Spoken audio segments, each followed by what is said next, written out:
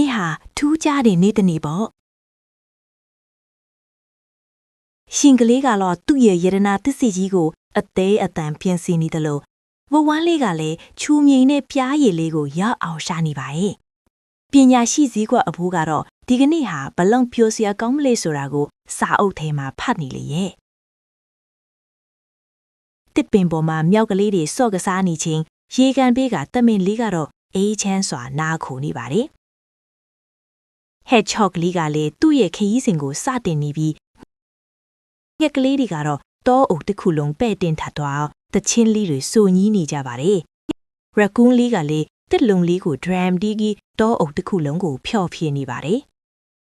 ငါကအတန်ဆုံးပဲလို့ကြွေးကြော်ခြင်းရဲ့ကြားပေါက်လေးရဲ့ဟင်းတန်ကလည်းကြောက်စရာကောင်းမဲ့အစားတကယ်တော့အရန်ကိုချစ်ဖို့ကောင်းနေတာပါ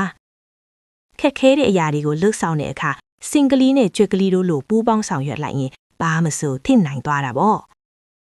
ယုံကလေးကတော့သူ့ရဲ့မုံလာဦးနီကြီးကိုအရသာရှိစားလို့အားရသွားပြီဆိုရင်တော့တငယ်ချင်းအားလုံးမှော်ပင်လေးရဲ့ကလင်းရောင်အောက်မှာစုံကြတာပေါ့ညင်းဦးရဲ့ရောက်တဲ့အခါမှာတော့တိုးတောအုပ်ရဲ့မိသားစုဝင်အားလုံးစုံလင်းနဲ့ပျော်ရွှင်စရာပွဲတော်ညာလေးကိုဆင်နွှဲကြပါလို့တယ်ဒါဟာချစ်ချီးမေတ္တာနဲ့စီးလုံးချင်းတွေပြည့်ညတ်နေတဲ့တိုးတောအုပ်လေးရဲ့ပုံကျင်ပါ